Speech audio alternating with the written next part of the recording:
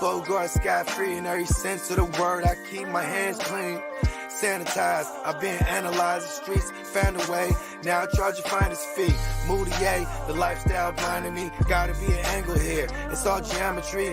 It was all a dream. Like the late great notorious, the road less traveled, the road less glorious. The abyss of these bubblegate bitches. Still I rise in the midst of demons, blocking views and pictures. On the slide of future menus, looks bright on the new venues. Pressed it on wax, watch the saga continue. Lessons, the facts, it's all something we've been through. But when pain's no longer holding pain, that's just something I don't do. Ventilation's a healthy process to a regimen focused with lit views. Don't fall for traps, don't be confused, don't let them get you. What's up, everybody? Welcome in. Today it's Wednesday, March 9th, and we're going to talk a little SuperDraft Pro. I'm JC Money.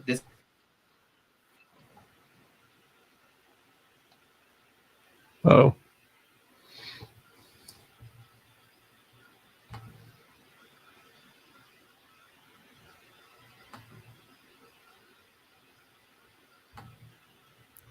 I think it froze.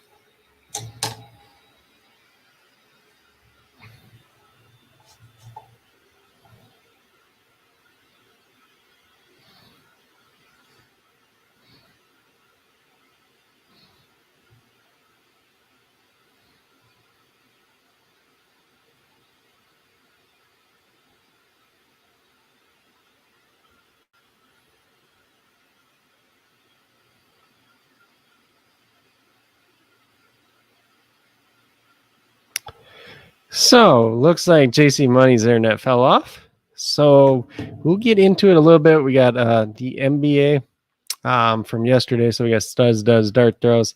Let me just pull that up real quick.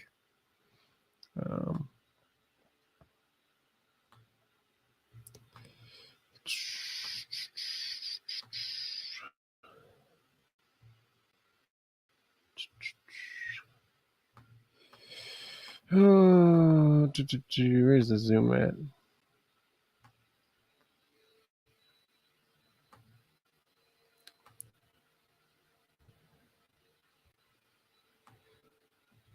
So in terms of the studs that there was yesterday, we had Darius Garland. He got 72.25 points before the multiplier, 1.25 points after the multiplier, got over 90 points yesterday.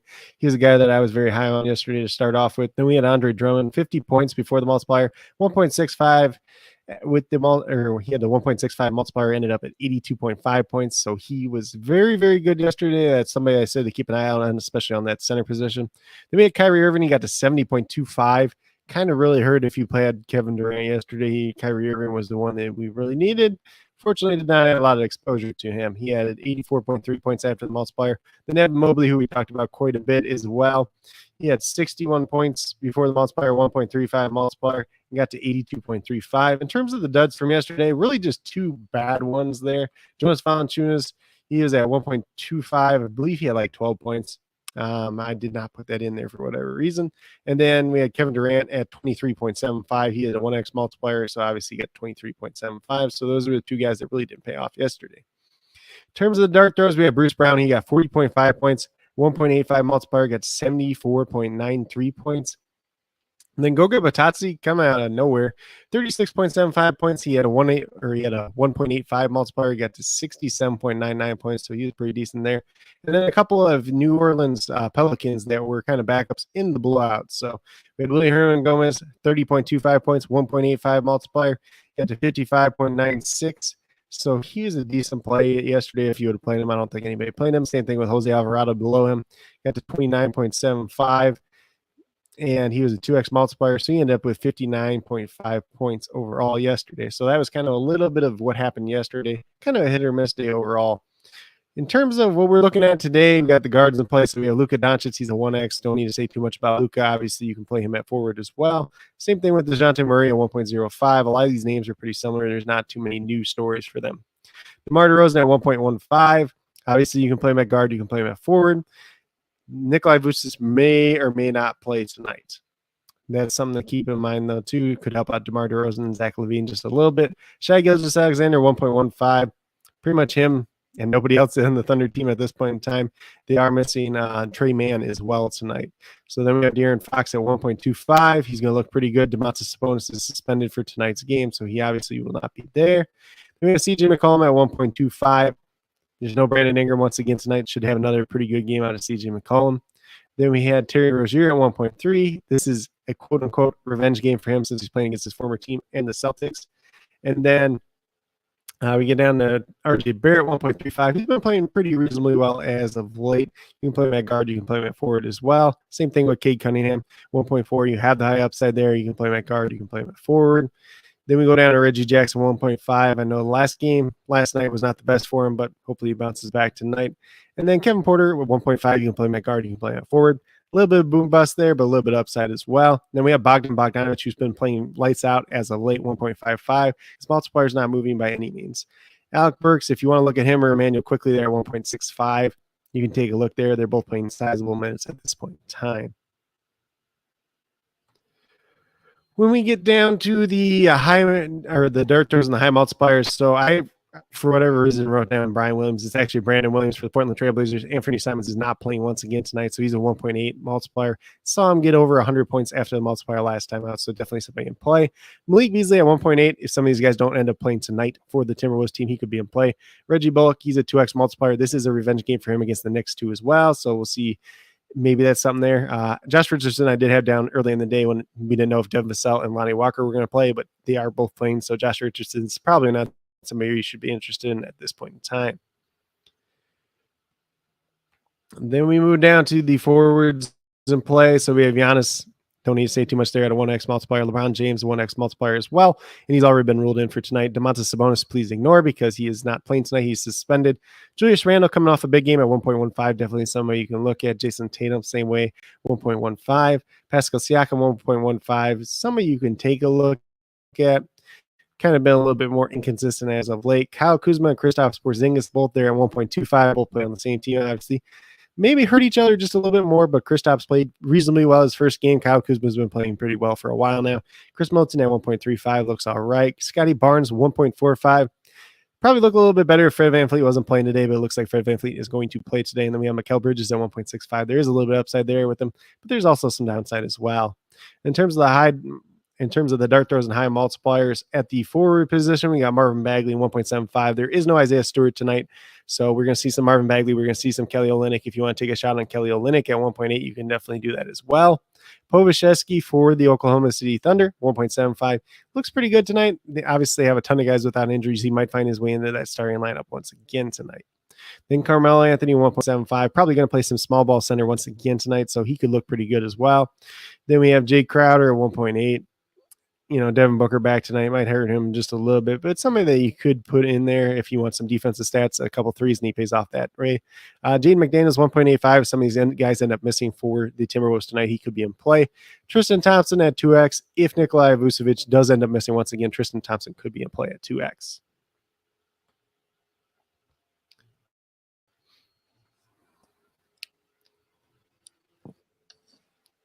Yeah. So, and then let's see. So we get down to the centers. So we got Nikolai Jokic at 1x multiplier. He's obviously going to look pretty good tonight because there's no Domantas Sabonis guarding him. It's guys like Damon Jones. It's guys like Alex Len at this point. So I would not be surprised if Jokic goes for 80 points tonight. That would not surprise me at all. Then we have Karl Anthony Towns. He's at 1.1. Apparently he's the only Timberwolves that's healthy at this point in time. So he could look all right once again tonight. Then we have Rudy Gobert, 1.15. There is some upside there. There's some downside as well. So we'll see what happens with him. Then Bam Adebayo, 1.2. Obviously, you can play a forward as well. And obviously, Jimmy Butler is not playing tonight. Then we have DeAndre Ayton at 1.3. There is some upside there. Not the best matchup personally for him. And then Devin Booker is back tonight too. So it probably takes away a little bit from his production. And then we got Jakob Poeltl at 1.4. Ivanka Zubac at 1.55. Both some upside there if they play enough minutes. And then for the high dart throws or multipliers, we got Sengun at 1.75 if Christian Wood would end up missing, and then Jackson Hayes at 1.8. But he really hasn't done too much as of late.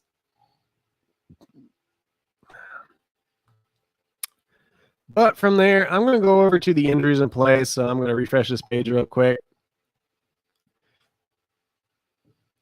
Just make sure we don't have any more news at this point in time.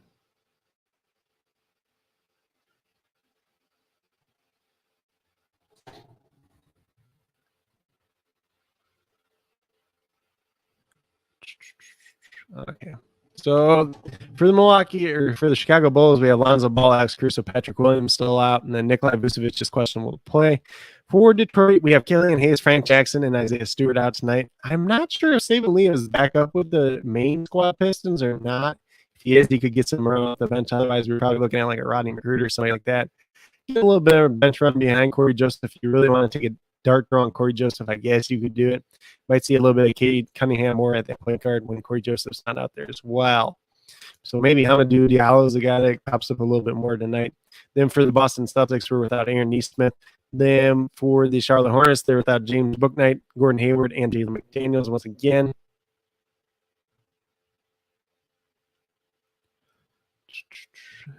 We move down to the Phoenix Suns and the Miami Heat. So that's the SuperDraft Pro contest, the Wild Six that we'll be talking about a little bit later. Cam Johnson, Frank Kaminsky, Chris Paul, Dario Saric are all out for the Suns. Devin Booker does make his return tonight. And then for the Miami Heat, they're without Jimmy Butler and Markieff Morris. It'll be very important to see who starts in place of Jimmy Butler, mainly for the Wild Six contest, not for the main slate itself. Then we move down to the Orlando Magic. They're without Markelle Fultz, Jonathan Isaac, and then Jalen Suggs is still listed as questionable. He did not play last night, so we'll see if he ends up playing tonight or not. And then we go down to the New Orleans Pelicans. We got Brandon Ingram, Larry Nance, Zion Williamson out. So obviously Brandon Ingram's out once again. Tony Snell did start in his place last night. Probably starts once again tonight. Not a good sign by any means. Not anybody you want to play on the SuperDraft side. Then for the Lakers, they are without Anthony Davis, Kendrick Nunn, Malik Beasley, and Talen Horton-Tucker. Both this is game time decisions, but both expected to play at this point in time. For the Houston side, they are without using Garuba, John Wall, Christian Wood, Jayshawn Tate, and Dennis Schroeder are all listed as questionable to play. We'll see if they end up playing tonight or not. For the Atlanta Hawks, they have Kevin Huerter listed as a game time decision, but expected to play. So he should be back tonight. Probably doesn't change too many things up overall.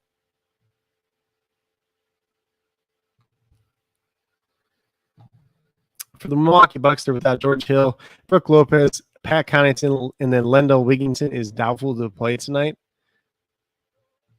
So probably nothing really new there. Obviously, Lendell Wigginton's the newest one, but they have Javon Carter. They have some other guys that can play anyways.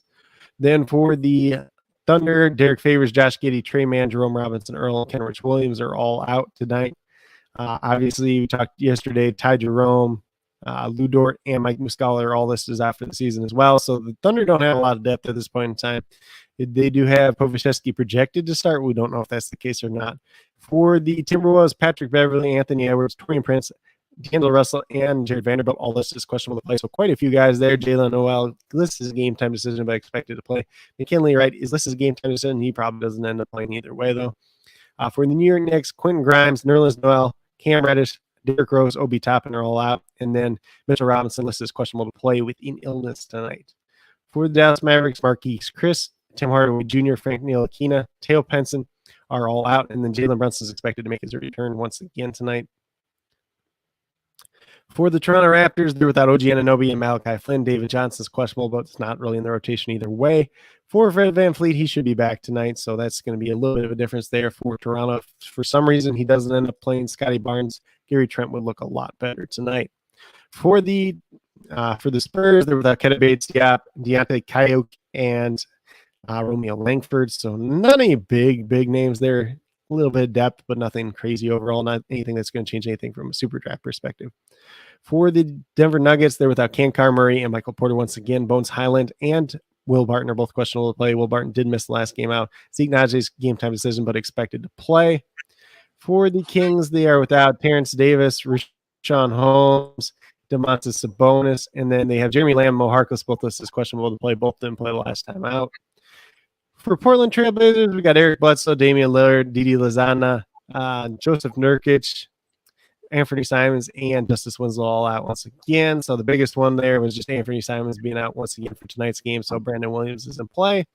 And then Utah Jazz don't have anybody injured at this point in time. For the Washington Wizards, Vernon Carey and Raul Neto both listed as game time decisions, but expected to be available to play. And then the Clippers are without Robert Covington, Paul George, Kawhi Leonard, Norman Powell, and Jay Preston. So no changes there from last night.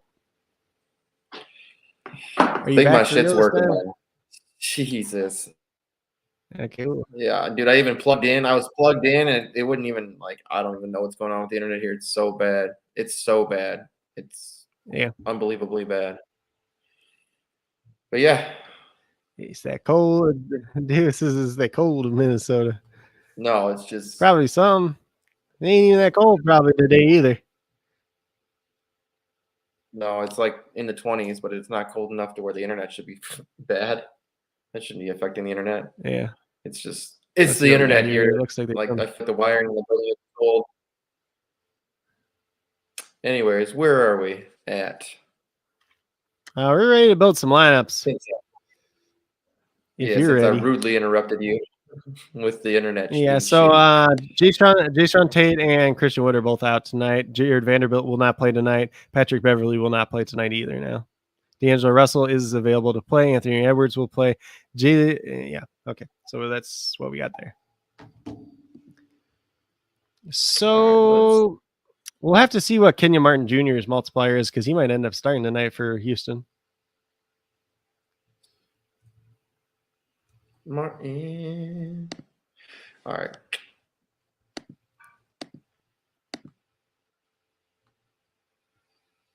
Boom. Okay. Time to set some lineups.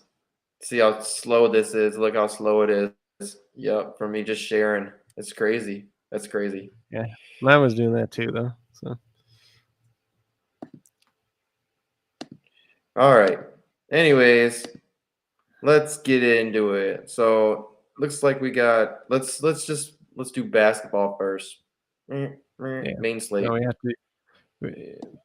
What? Main slate basketball. Yeah, we gotta do main slate first, then we gotta do SuperDraft Pro, and then we'll do golf after that. Yep.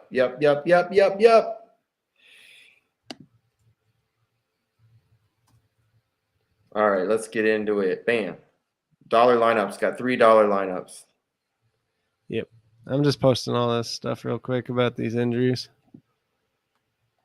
We just need this freaking Nikolai Vucevic news already. It doesn't matter as much for SuperDraft, but Sengun you can play at forward, right?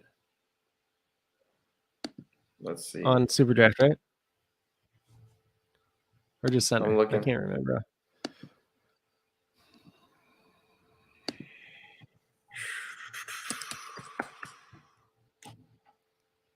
You can keep up with me. No, it looks like just center.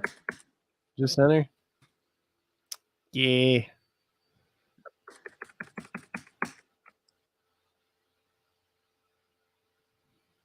Slow motion for you. So, yeah. I mean, I think. who else be like a forward tonight? Nobody. I know. Can you look up the multiplier? Can you look up the multiplier Martin for Houston? Can do. Martin.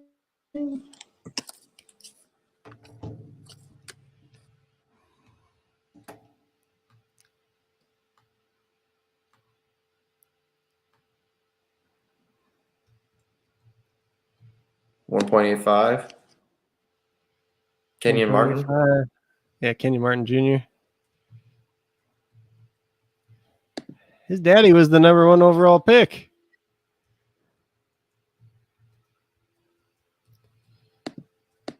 Why do they got Junior next to his name? What the hell? They don't have it? No. Usually they just call him KJ Martin in most places.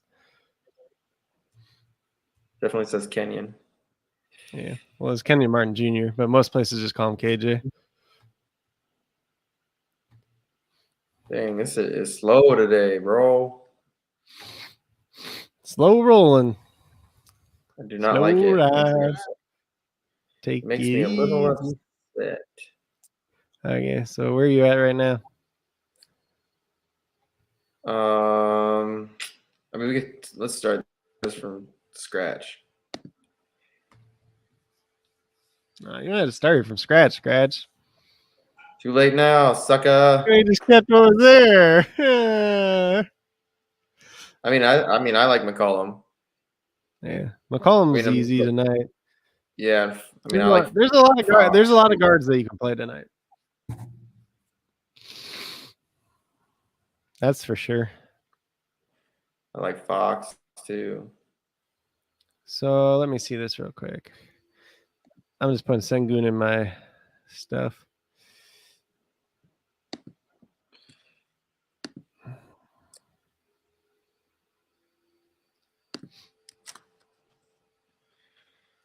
Does KJ Martin I think start David tonight, was saying though? something earlier. What? I think David was saying something earlier to me about David, was it Sengun you were telling me about? He said like he I have no idea what you're went on saying. RotoWire and he said like it was like 50 lineups or something like that, and it was the same center for every single one. Yeah. Should be Jokic, but For 50 lineups. I mean, if you're playing tonight, you should probably have Jokic in a lot of lineups. You probably should have Sengun in a little bit of them too. All right. We'll play him in the crazy one. Yeah.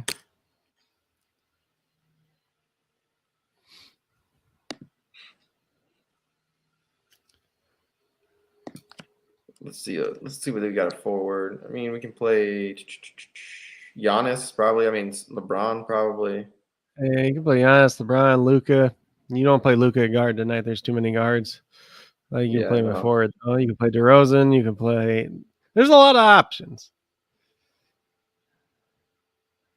If we're being honest. I don't like. Let's see, forward.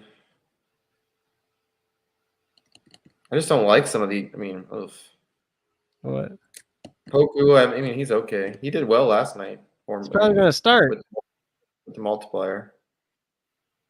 What was he that? had like 36 points. He's probably had 36 points before the multiplier, and he's probably going to start tonight. Yeah, I mean, I'm fine with starting him. I mean, he did well for me last night. Yeah, he did okay.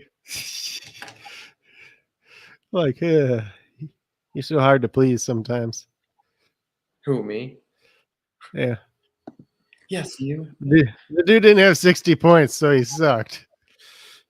You got it. I ain't playing Bam.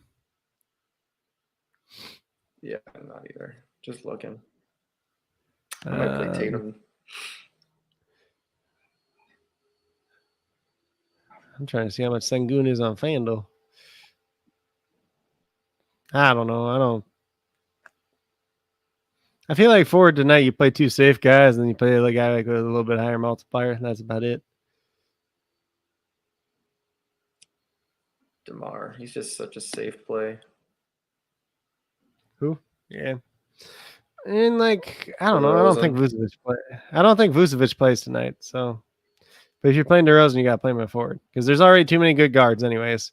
Because you got Shai Gilgeous-Alexander, you got CJ, you got De'Aaron Fox, you got DeJounte Murray, you got Terry Rozier, and you got if you want to play Brandon Williams at 1.2 or at 1.8, you can play him too. There's probably 7 viable, really viable guards tonight. So anybody that's a guard forward. What about Sengun, David? Well, unfortunately, we can only play Sengun at center. So we're going to play some lineups that have Jokic, and we're going to play some lineups that have Sengun. If you play on any other site, you can play Sengun at power forward too. It's kind of nice.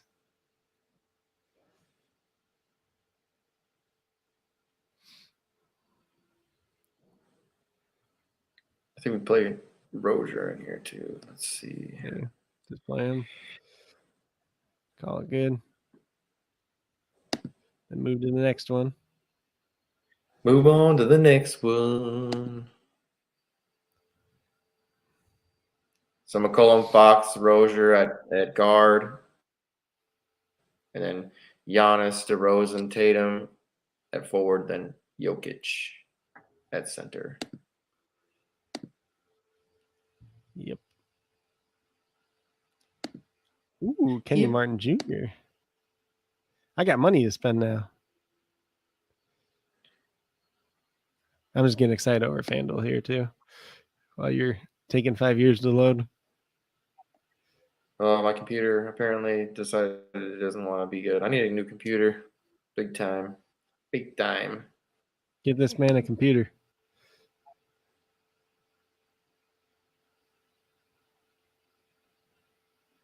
Wanna play some Tyler Hero? I got him in one of my lineups. I was mainly talking to myself. Oh, I mean, I would be. I mean, why wouldn't you want to? I mean, even though he doesn't start, he still does really well when he gets the opportunity. They refused to start him. That's the point. It's funny. I don't know. I've never seen a team not want to start somebody so much.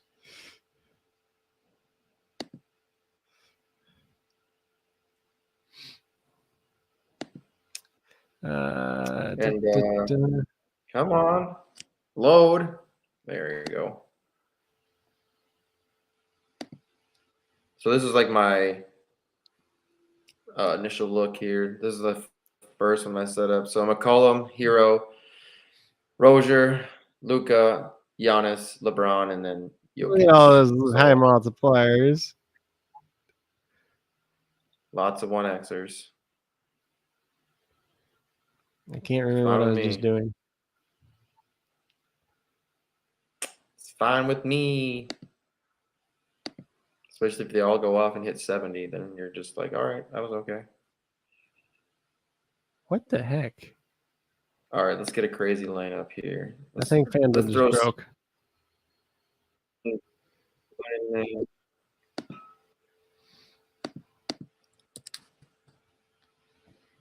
Let's see. Sengun is where we're going to throw Sengun in there. Yeah, so Sengun. You want to play Kate Cunningham in this one too? Brandon Williams at point guard. Probably play Cunningham at forward, but okay. Oh, yeah, we can do that. Remember, Williams like, who's this guy that got like 100 points? The guy I told you to play. Yeah, you did tell me to play. I must have just missed him. Well, he's in 2 of the lineups last time. I know that. You want to play Quickly? Quickly's been playing really well lately. I don't know why, but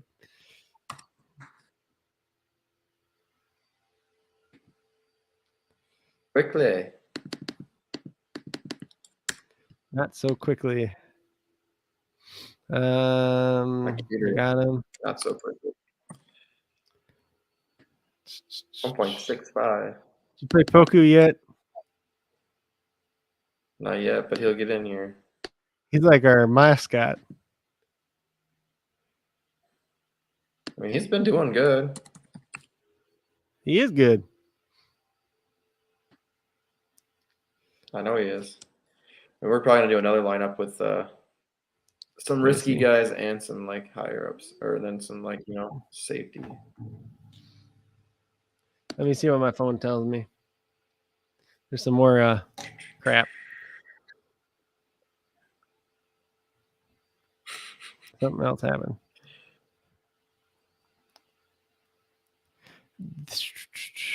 Vucevic is playing. Bogdanovic's been playing. Vucevic is playing. Yeah.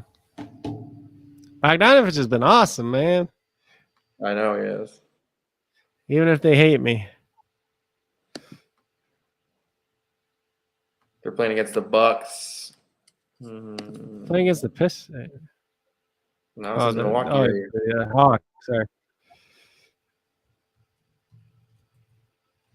I thought you were still talking about Vucevic. No, I'm playing Bogdanovich. Too many itches. I might play Bogdanovich.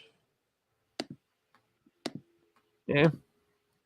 I wish they had let him be small forward eligible, too. But no, that'd be too easy.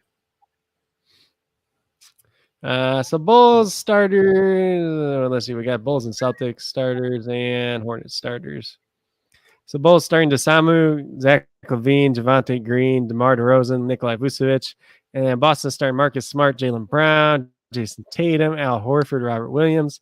And the Charlotte Hornets are starting LaMelo Ball, Terry Rozier, Miles Bridges, PJ Washington, Mason Plumlee. So no changes. There are no real surprises. The only thing we learned is that Vucevic is actually playing, which I don't know why he's playing. They're playing the Pistons. Oh, the Pistons are actually playing better now. So oddly enough, the Bulls have one of the best records in the NBA, right? They have not beaten the top 3 team in either conference.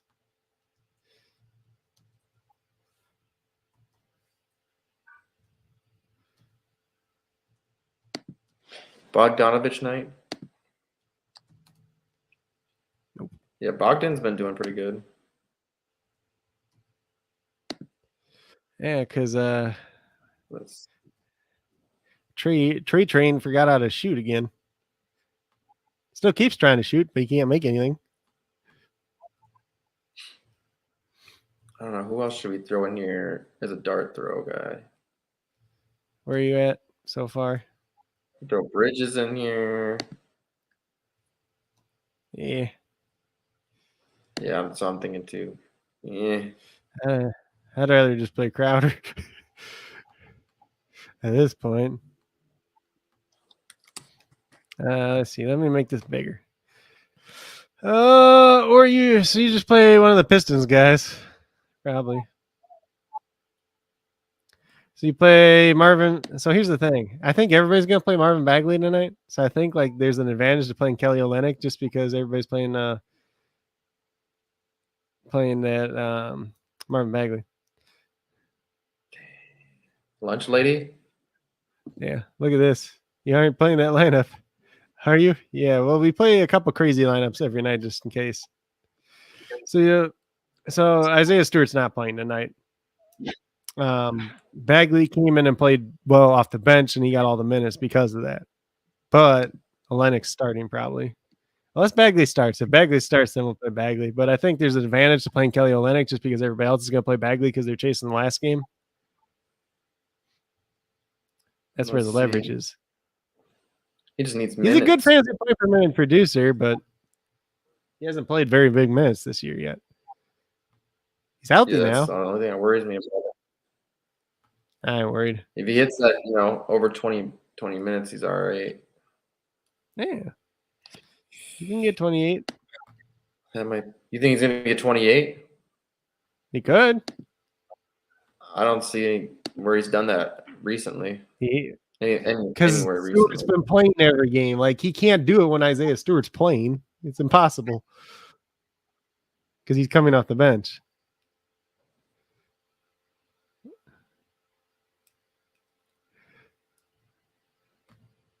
He has put up big points. Let's see, like there's 27 minutes, like 28 minutes. I like that. 25 minutes, 38 points. He's a good fantasy point per minute producer. He just hasn't been able to play big minutes because Isaiah Stewart starts and they don't play on the court at the same time. So we got Cunningham and Olynyk in this lineup. Yeah, that's fine. Because what's his name? Killian Hayes ain't playing tonight, so Cunningham's gonna get more point guard minutes. All right, we'll take this. We'll shoot for the moon on this one. And the Pistons are actually playing well right now too. If you want to get really ballsy on the Pistons, you play Hamidou Diallo tonight, but that's a little too ballsy for me. Dang it! I like Diallo. Yeah, but he doesn't start. So let's see here. Let's get another good lineup set. Like that was a pretty crazy lineup. Yeah, so you want to play like CJ McCollum, like DeJounte Murray and Shai Gilgeous, or did you play Fox already? I don't remember. And then you play like probably, let's see, you play Luka, you play Giannis, and you play somebody else. You got Sengun in a couple of lineups already, right? I got him in one lineup. Yeah. You didn't put him in both those last two? No. I got Jokic in two. Yeah. Sengun in one. Those are my lineups right now. Hold on. I'll go over this screen and make it bigger so I can see it. You just got to click the big screen. Yeah. Okay, that's fine. That's cool. That works. Yeah, we can throw Sengun in this lineup. I mean, we can. I like Joker. Like, there's a world. Okay, so there's a world where he only gets 48 points tonight just because they blow out the Kings, but there's also a world where he gets 80 points tonight. He's the best guy on the slate without a multiplier. Detroit Pistons. Pistons are starting Bagley, so you might want to change Olynyk to Bagley now. That's fine. I can do that after we get done. What time does that game start? In 15 minutes. Oh, okay. All right, we'll have to change that. All right, I'll change that right after this one. Anyways, let's get to it. Let's set some guards. I mean, I think Murray, Shai Gilgeous, and CJ.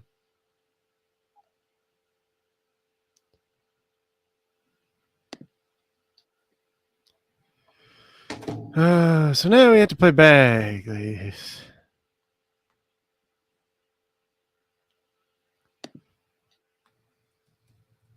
all right, let's see. We got a forward. I mean, a forward is pretty self-explanatory. What? At forward. So you play Luka, Giannis, and I don't remember who the last guy I said was. I mean, you could put Bagley in as the last guy if you really want to. That's the thing. Like, just whoever out of him and Olenek plays the most minutes is going to be good because they're both been good fantasy point per minute guys. It's just which one gets the 28 minutes or which one gets 26 or 28 minutes, which one gets 20 and 22, you know? But they can actually, but those two can actually play on the court at the same time. Stewart and Olenek could, like, in theory they could, but they don't. But Bagley and Olenek can play on the court at the same time because Bagley can play the 4. Oh, what's up, you? What's up, Andrew? Yeah. He said always Bagley over Kelly. Well, if Kelly started, we could play him still. Yeah, last night I would have put second in the dollar lineup if I would have kept in Giannis over KD, but nobody sees that coming. I mean, KD burned a lot of people last night. A lot of people. Yeah, but I mean, it's okay. So here's the thing, too. It's just like that. He ruined a bunch of people's parlays too. So some guy like put a tweet out and KD actually like quote tweeted and he says like, I don't remember exactly what he said, but he's fucking hilarious. Yeah, I mean, he burned a lot of people. Yeah, so I'm gonna change up my core real quick. You can throw Bagley in here. I mean, yeah, I like this. Murray, Gilgeous, McCollum. I mean, I got McCollum, I think, in every single lineup, which is I'm fine with. Giannis, Luka, Bagley. Then I mean, he's the whole team. Joker. Yeah, that's true. Man, he's been doing really well.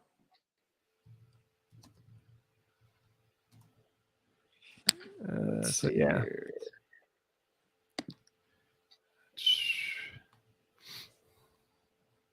Okay. Edit. Wish my computer was just a little faster. Like a lot faster. Yep. My computer's like, hey, do you remember what it's like to be in the early 2000s? Let's go back. Let's go back. I'd rather not. Yeah. So what are you doing now? I was fixing that, putting Bagley in over Olenek. Okay, well, it looks like we got the Thunder starters now. So Thunders will start Shai Gilgeous-Alexander. They're starting freaking Lindy Waters. Aaron Wiggins, Darius Bazley, and Roby. Lindy Waters wasn't even good at Oklahoma State. Or I think it was Oklahoma State he played at. He had a couple threes against Kansas, though, so fuck him. But that guy should never be starting ever for an NBA team. That's when you know the Thunder are bad and all their backups died. Like, that guy shouldn't even be on an NBA contract. Ooh, that's pretty intense. You think you should be on it over him? No. No, but there are guys in the G League that are better than him that you could sign pretty readily. Yeah. He's going to start and he's going to play like 12 minutes the whole game probably. Just because NBA teams are weird. They're just like, nope, can't start Povashevsky. Even though they started Povashevsky a couple days ago. It's like, what?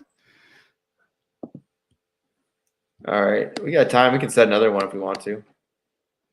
Yeah, I guess. Let's see. You want to play a real one with Brandon Williams in it instead of a fake one? Sure. So we'll play Brandon Williams. We'll play one that doesn't have CJ McCollum in it for once. Terry Rozier. Rozier and Fox and Brandon Williams. Are I don't these know two why I the kept same? calling him They Brian got- Williams. This isn't a fill and kill. I'm probably getting this one then. Where'd it go? Oh.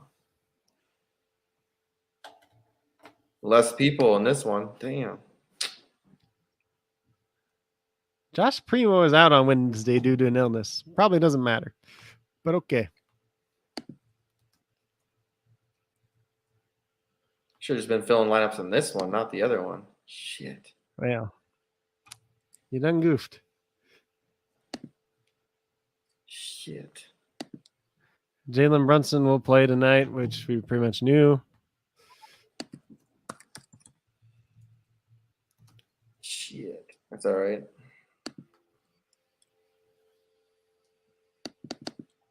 Terry.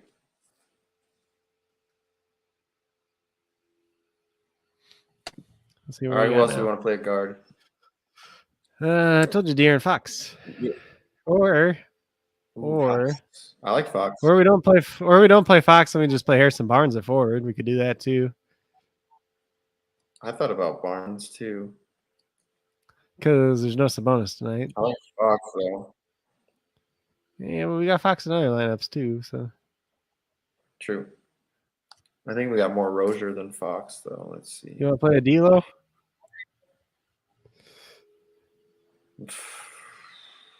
There's no Beverly tonight, so you should have more assists at least. Let's see. Who do we say first? What? Fox, then we said someone else. I don't remember. Fuck. Just put Harrison Barnes in real quick. Oh, that's who it was. Barnes. Yeah, but he's got to play forward. You want to play a Kuzma? We Do I love wanna- Kuzma. Kuzma is like I got a love-hate relationship with him. I loved him when he He's was been at he's been over 50 points like the last 5 games. I loved him when he was at 1.45. We got to play Jakob Pertl. I don't even know who they're playing tonight, but that's my dude right there. Who do they even play tonight? They play Toronto. Yeah, he can. Yeah, that's a revenge game. Know how much you love revenge games. I do love revenge games, but he's been having. So we're playing he's been Jakob like, Pertl against his former team. Don't worry about it. His former team. He'll do all right. Don't sound so excited over there. We know what he can do. I'm not. I know what he can do. Just do it.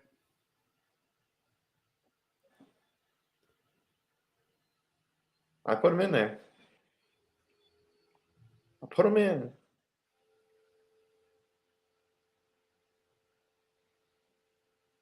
Who else though? Let's see here. A guard.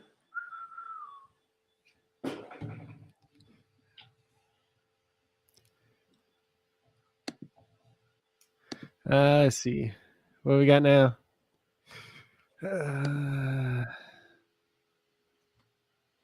Guard. NASCAR. Andrew says possibly tougher NASCAR week with shorter practice for the boys, for the guys. Yeah, and you said you're gonna bring your homie on, right? This Sunday. Maybe. If he's available. Just put Luca at guard, I guess. What's up, Antonio? After I said play Luca at forward every time, play Luca at guard this time, and then we'll play somebody else at forward.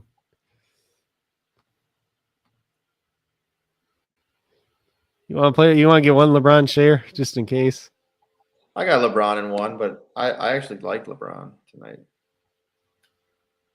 For once. You have one? I didn't think we had him. Yeah, we do.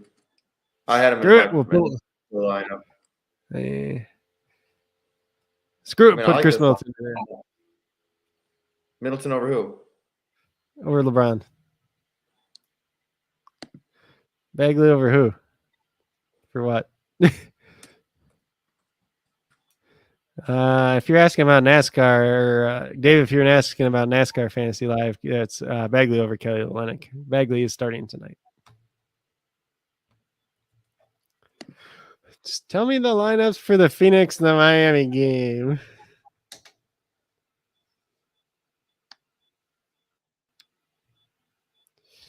Do you hear that sound? I hear some. I also hear my nose, so.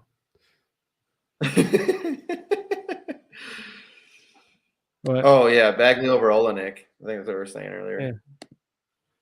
I think that's what The he's saying. lunch lady. Yeah, I like. So if Kelly started, I like Kelly just because.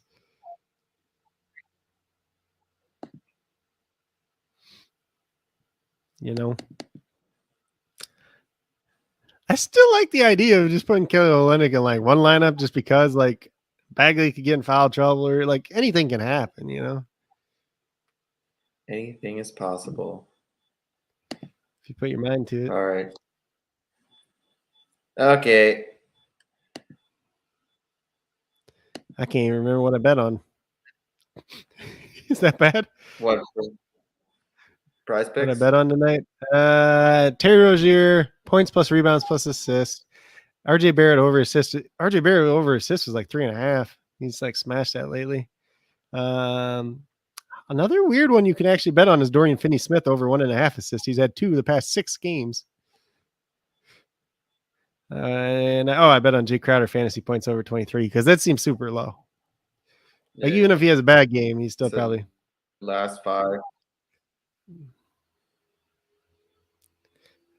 Dang it, Dan. Sending me a lineup now. All right.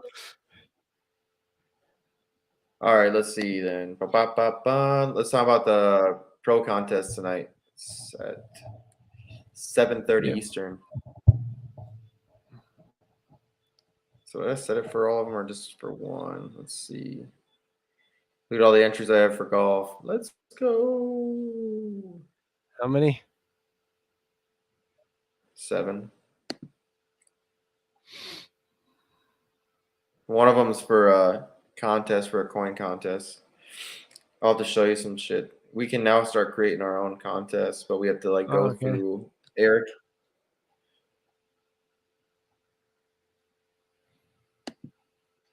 All right, so if you're on here, SuperDraft Pro, SuperDraft IO on your desktop. But yeah, you come in here, come to the lobby, and you come in here, you're looking for your subscription contests.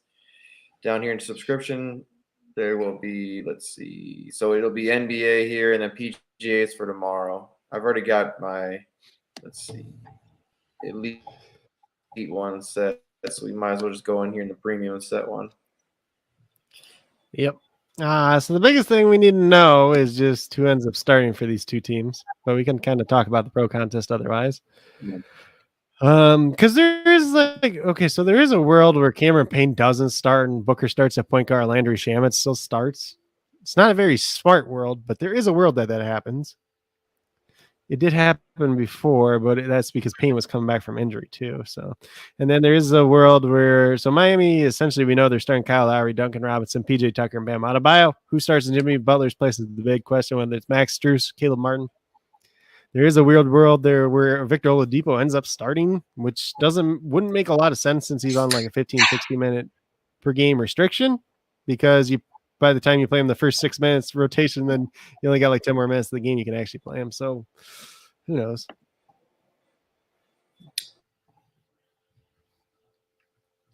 Yeah. Boom, boom, boom. And like pro picks too. I mean, pro picks have, they got It's champion. They got DeAndre Ayton and then Tyler Hero, and in all of their lineups. So 3 lineups they have Ayton, and 2 lineups they have Hero as a champion. But it's crazy. Like I was telling you earlier, is they don't have any Ayton in co-champion. So Yeah, I don't really like Ayton that much tonight either because I like Ayton. Bam is one of the better defenders at center in the entire league. So it's not a very good matchup. And Bam is more athletic than Ayton too. So that's true.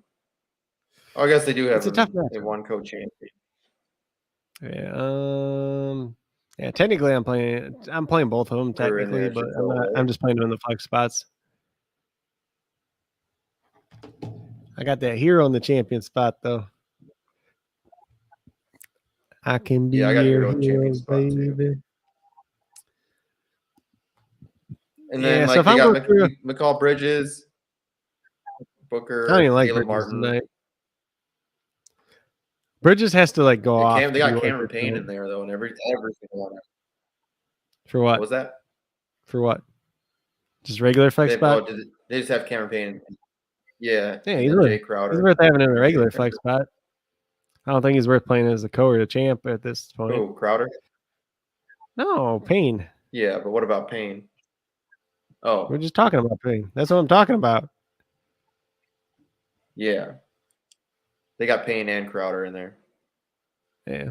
Crowder's fine. Just as a flex. I had Crowder. Yeah, I had Crowder in as my last guy in the flex spot, but I'm either playing Max Strus or Caleb Martin there. If you really want to get some good leverage, you could try to play Gabe Vincent in one of your flex spots, but the last game he only played 3 minutes in blowout time. There is a chance that he plays more tonight, just with John Jimmy, but it's risky. So if I'm looking at the Suns, obviously Booker, this is his first game back, coming back from COVID protocol.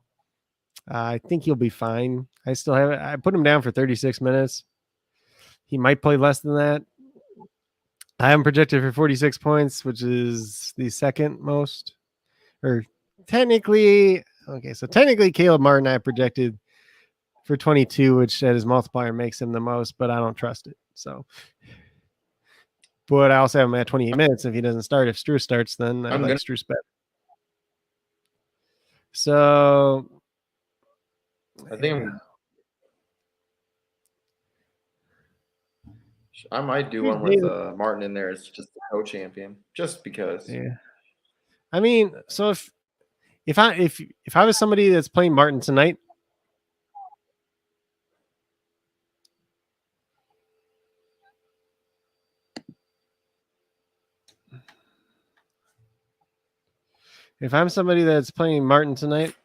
I'm probably if you want to play Martin, just play him all the way up in the champion spot. That's because you're not going to gain any advantage playing him in the flex spot. Martin? Yeah. So just saying in general. So if you're going to play Martin, you're probably you're already kind of taking a risk. But if you're just taking the same risk as everybody else, it doesn't make you any different than anybody else. Yeah, so that's what Andrew had. So Andrew had that line up there. But they don't have Martin in any of the Gabe Vincent's starting. Gabe Vincent's starting tonight. So that changes everything. So the Heat are starting Kyle Lowry, Gabe Vincent, Duncan Robinson, PJ Tucker, and Bam on a bye. And then Phoenix is starting Campaign, Devin Booker, McKell Bridges, Jay Crowder, and DeAndre Ayton. Why is Gabe Vincent starting? Okay, so this is a big question now. Does Strus play tonight? That's a big question. What's the multiplier on Gabe Vincent for the regular flex spot?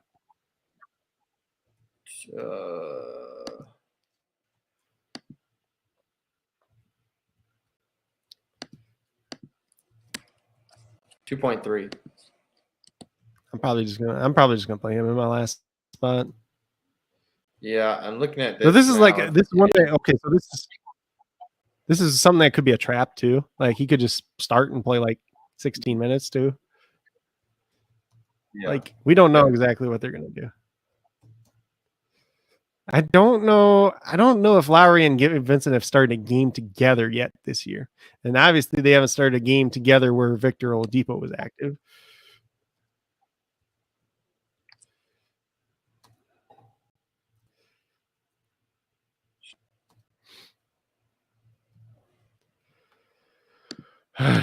Frustrating. Yeah, it definitely is frustrating. I mean, I like Payne, but I'm not gonna like, especially what you said with Booker coming back. No, like I think playing is still worth playing in a flex spot. I don't think he's worth playing in anything above that. He does have the upside, like if Booker is limited, like say Booker only plays 28, 30 minutes, then obviously Payne looks better. But I'm trying to figure out what Gabe Vincent's at over here now. Can this fit? Probably not. I think we're just gonna try that. Vincent starting.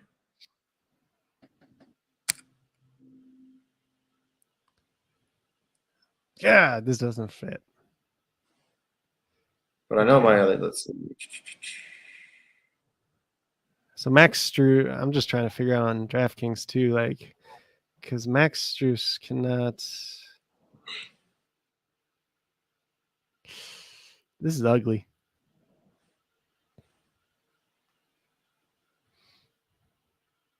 I like Lowry though, but like I said, coming off this, even his first game back last, or 2 games. He only ago. shot the ball 3 times in 32 minutes. Yeah, that's crazy. Which obviously he shoot the ball more with out Jimmy there, but I don't like Lowry as much because Gabe Vincent's starting alongside him, and the fact that Victor Oladipo is probably going to play alongside him at some point in this game too. Last game, him and Lowry and Oladipo, they pretty much kind of staggered each other though. But if they play alongside tonight, then it hurts him. I don't know. I like Vincent now, I guess, but.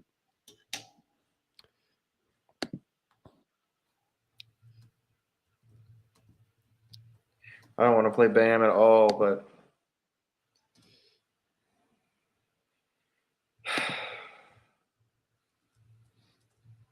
he just has such a shitty floor.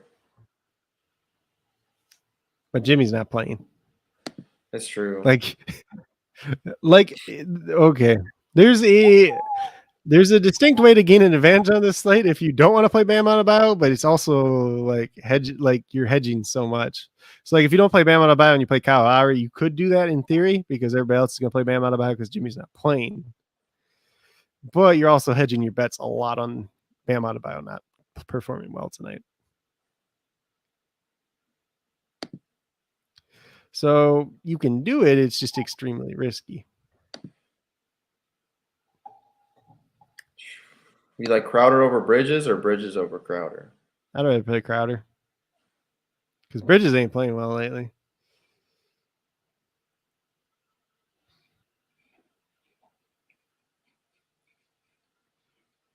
Yeah, this shit's gonna be crazy. It's gonna be dumb. I feel like they've been picking some bad games.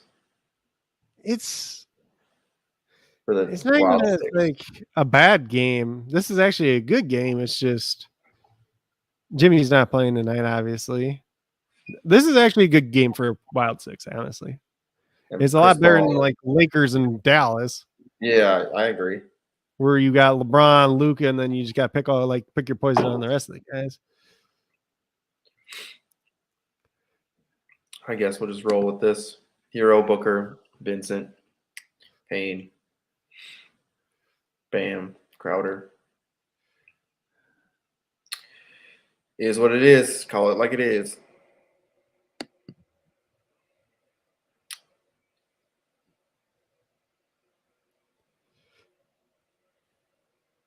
Yeah.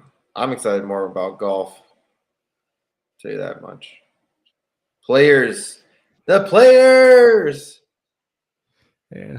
So did you say what lineup you had you used there at? Yep. And I'm just gonna throw in one of these other ones that I've already got saved.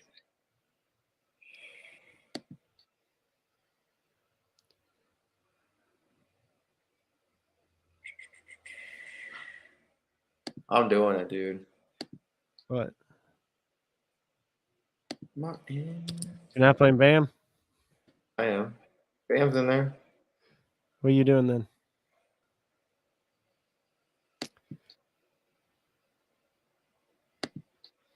I threw Martin in there as a co just to piss you off.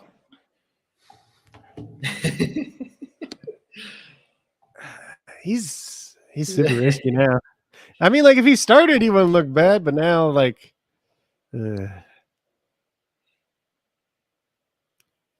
He is starting.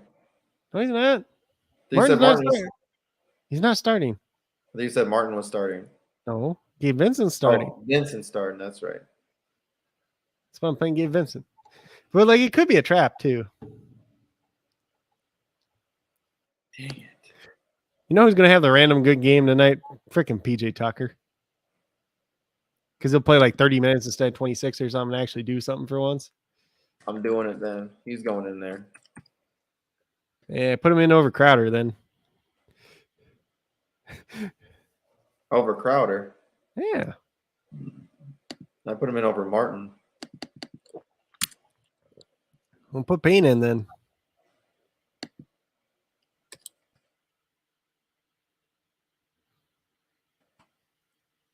What? What? You said Bane. Payne. Oh, I was like, what? Cameron Payne. What? Yeah. There you go.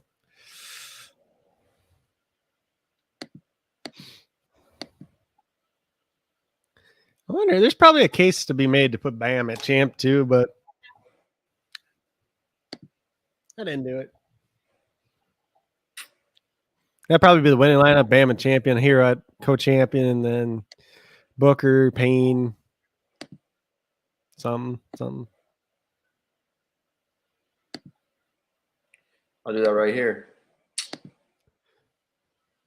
Put Bam at champ, hero, co-champ. Yeah. Booker, Payne, and somebody.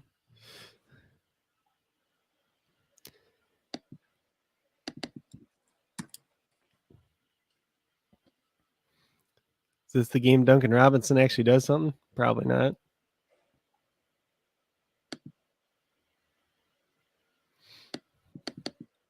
Who else we want in here? I don't know. Kyle Lowry.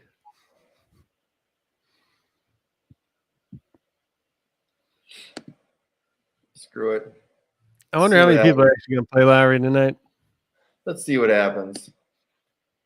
Is there a let me look on Twitter just see if they say anything more about Oladipo's minutes. Ooh, time to get into some golf, bro.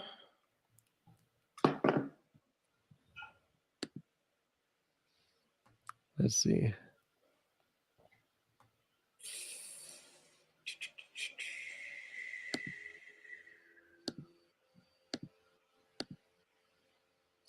Time to talk some golf. Hold on.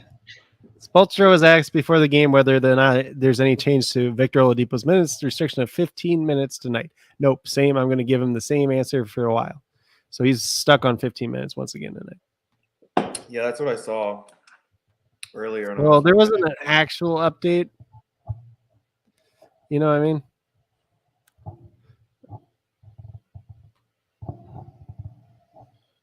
All right, let's see here.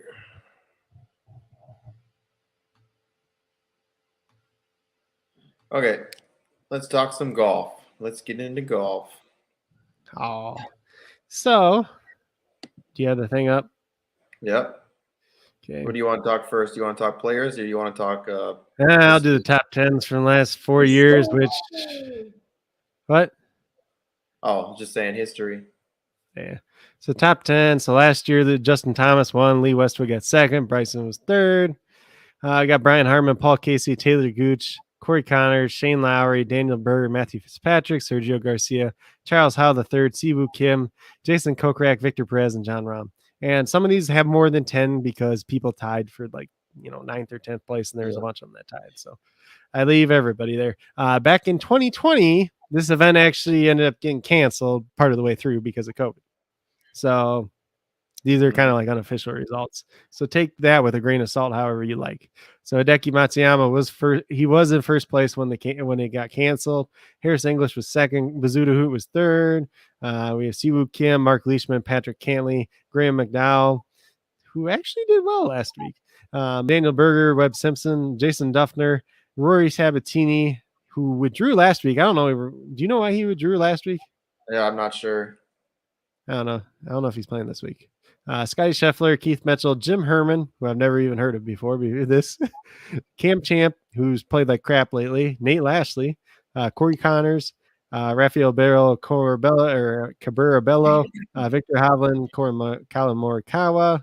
And then back in 2019, we had Rory won it, Jim Furyk, Eddie Pepperell, whoever that is. Then we had Jonathan Vegas, Tommy Fleetwood, Dustin Johnson, Brandon Sneck. I can't even pronounce that. Snecker. Yeah. Jason Day, Brian Harmon, Hideki, and Justin Rose.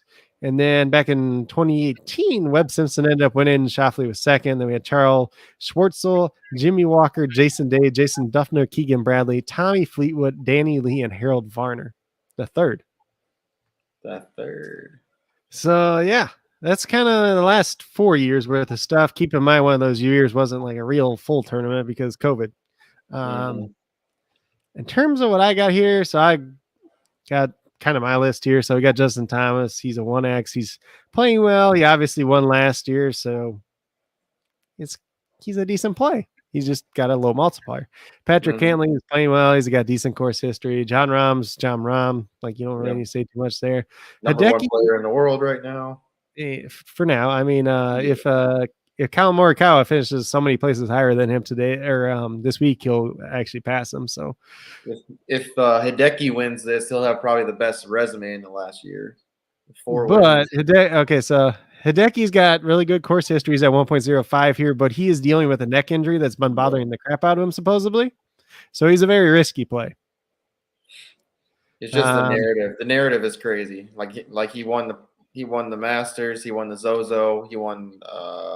Was it the Honda? No. I don't know. He won the. Do you win one of the ones? Right? The Sony, right? No, yeah. Is that what he won? One of the ones in Hawaii. Yeah, I think it was the Sony. So I mean, that's 3. So I mean, that's 4 wins in the last year. That's pretty crazy. Yeah. Then we have Rory McIlroy after that 1.05. Obviously, he's been playing well lately. Besides one day last week, everybody struggled last week on the weekend anyways, though. He's a previous winner, obviously. Got Paul Casey, who has decent course history here at 1.1. He always plays. Paul Casey is somebody that always plays well at bigger events too. And he doesn't play like a ton of events anymore, but he's always somebody that's consistent at bigger events. Billy Horschel, he's been playing really, really well. He keeps not winning, though. So that's the one thing with him. He's really close to winning. Like, what is it, like 3 out of the last 5 events he's been really close to winning, and he's just come short like the last couple of days. Kokrak, he's at 1.1. He's got good course history. It's been really hit or miss this year, though. His putting at the end of last year, he was starting to putt better. This year, it's kind of gone back to not putting so well. So we'll see how he does. This is a decent course for him, though. Morikawa is at 1.1. That's actually a pretty good multiplier for him. He's obviously been playing well. He's got decent course history here. He doesn't have really, really high finishes here yet, but I would not be surprised if he ends up winning the whole event either. So he's just that good. Then we got Zalatoris, who's your boy. He's at 1.1. He's playing well. He's just had the yips. I mean, so what the crazy thing is his putting as of late. Like within 5 feet, he keeps missing these little putts. And those freaking really matter. Really matter. He's somebody that, like, a lot of these courses, he doesn't have the best course history on too. I get like he's still young, but like for somebody that's as good as he is, you would like to be a little bit better. So it's he's harder to predict where he's going to do better at least. Let's just put it that way. Then we got Louis Oosthuizen, who is at 1.15. He's solid. He's got decent course history. He's a safer play. Webb Simpson, he's a previous winner here. He had 1.15. He's got decent course history here. I think he was the one I was listening to someone that missed a cut last year, but he just hit the ball in the water and he ended up missing because of that. So Was really, really close to making the cut. But anyways, Corey Connors, he's been kind of hit or miss lately, to be honest. He played a little bit better last couple of weeks, and he's got really good course history here. So if you're kind of going for an upside guy in that 1.15 territory, he's a good bet there. I build like a $1 lineup where I just got like a bunch of high upside guys in there. He's one of them. Brian Harmon, he's at 1.15. He's been really hit or miss this year. He's got decent course history here, but he's been kind of hit or miss too. So he's finished really high, but then there's also years that he's kind of missed the cut too. So it's kind of like pick your poison there. Really good with his irons though. Yeah. But I mean, it's really important off the tee here. Yeah, I agree. And the weather could be a factor. They said when they got in their greens, they have that aeration system that they have that. What's it called? Yeah. So these are average greens essentially this week. So they're not super tough and they're not super easy. The weather can change that just a little bit, just depending on when you play, if it rains, all that stuff too. But that system that they got, there's this system that they have in the greens. It like blows air, and it keeps the greens from becoming too stiff. Yeah, probably keeps them from not getting too wet either at the same time. Yeah. Then we got your boy Tommy Fleetwood. He's got good course history here. He's a guy that's got a couple top 10 finishes here. He's playing reasonably well as of late. You know, he hasn't played a lot, but the events that he's done the last couple of weeks, he's done pretty well. Seems like he does better in Florida anyways. So then we got Adam Scott. He's 1.2. He's playing decent. He's got the second best course history out of anybody here. He's made the cut 4 or 5 straight years.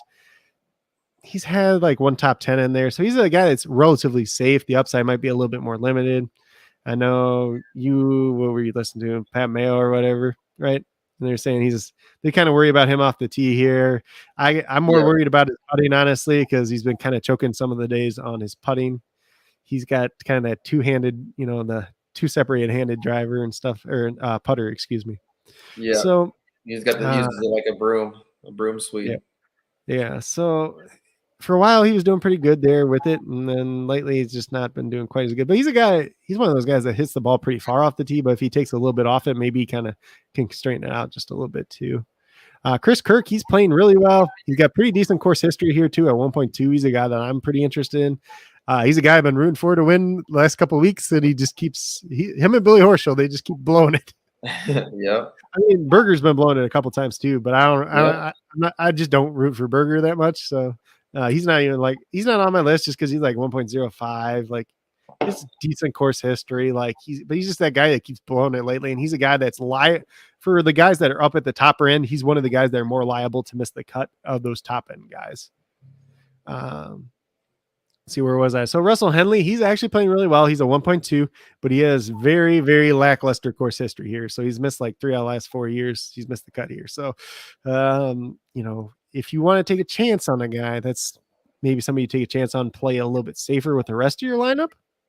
Because he does have the upside. Like if he makes the cut, it's probably because he's playing well and he's probably going to be towards that top 10.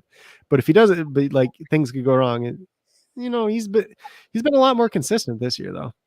Because in the past, it's kind of like he make a cut, he miss a cut, make a cut, miss a cut, kind of like back and forth. And this year he's made, 7 out of 8 cuts or something like that last 8 events. So pretty good.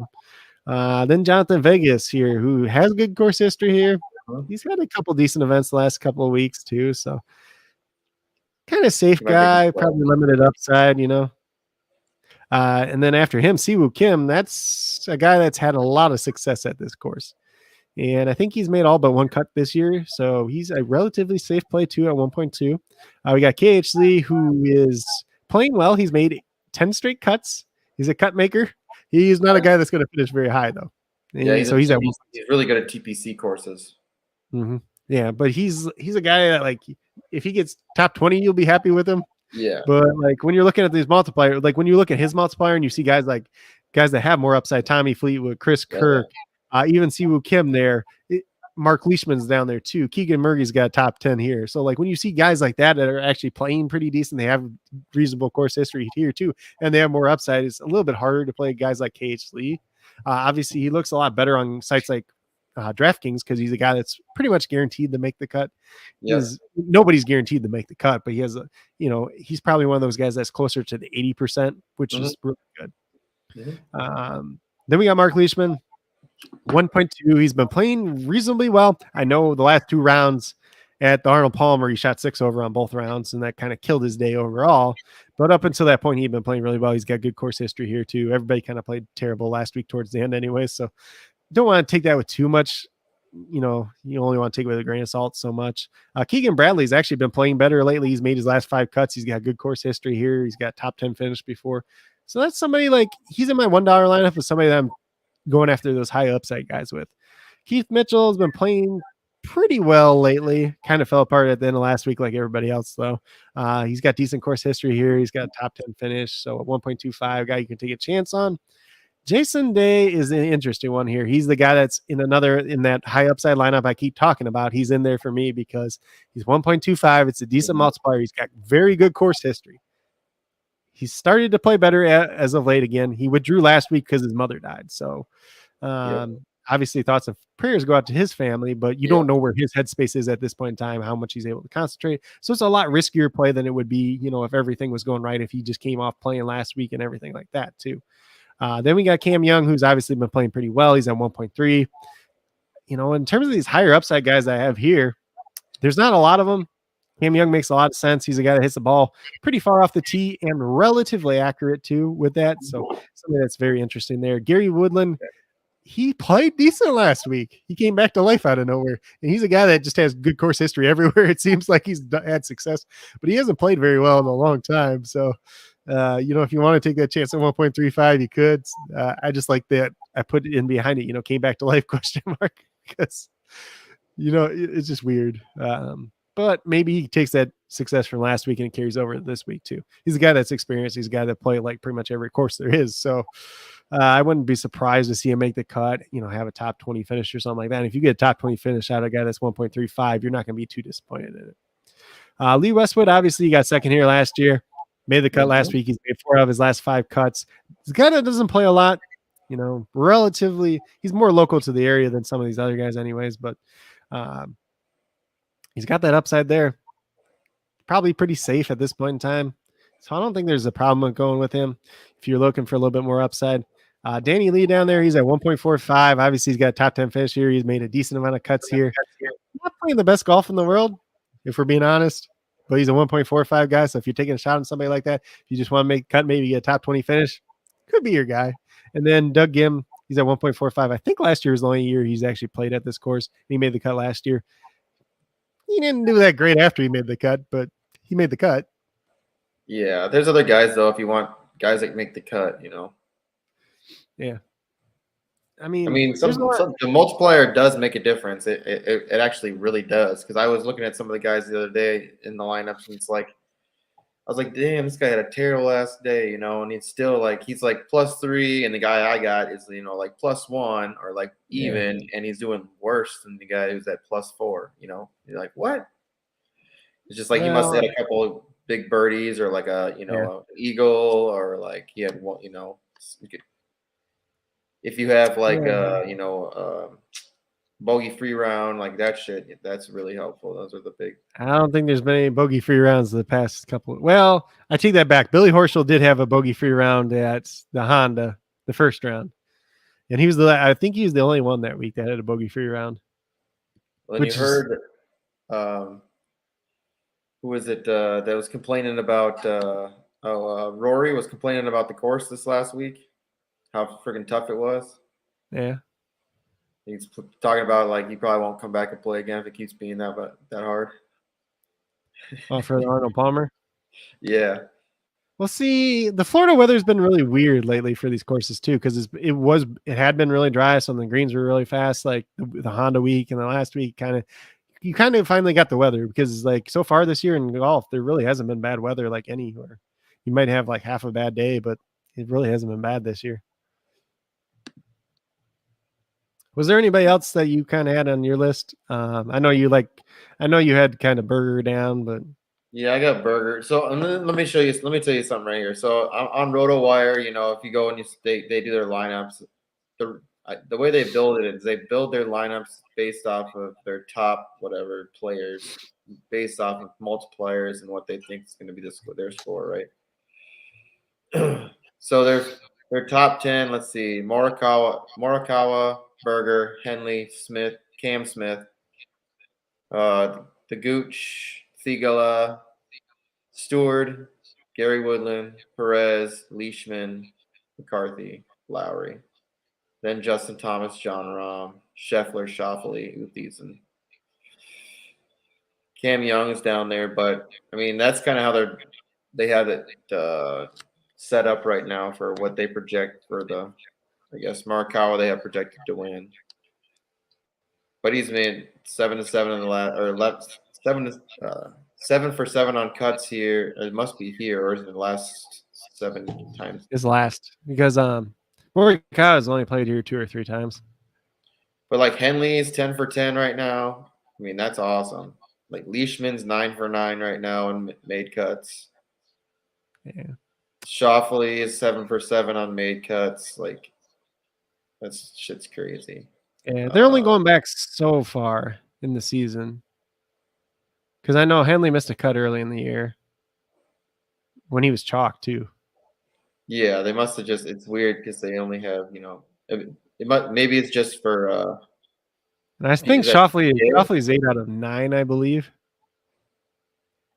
Is that just PGA though, or because I mean the European Tour is different if they play there and they miss a cut? No. Well, this is like what they got on DraftKings and stuff too. Oh, and they might count some of the other stuff, the European stuff too.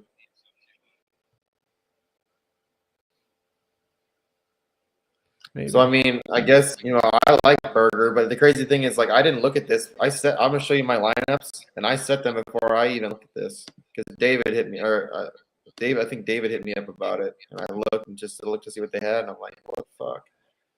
It's pretty much my lineup.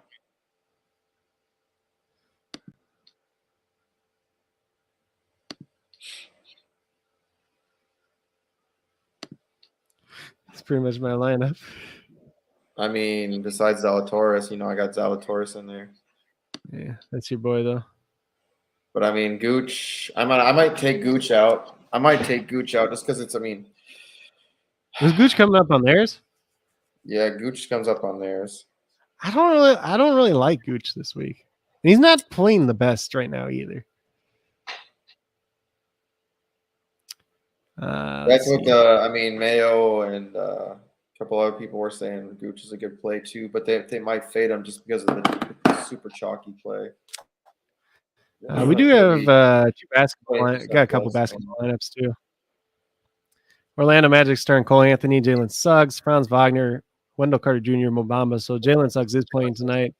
And the Timberwolves are starting D'Angelo Russell, Malik Beasley, Anthony Edwards, Jaden McDaniels, and Karl-Anthony Towns. So Beasley is starting tonight. That's cool.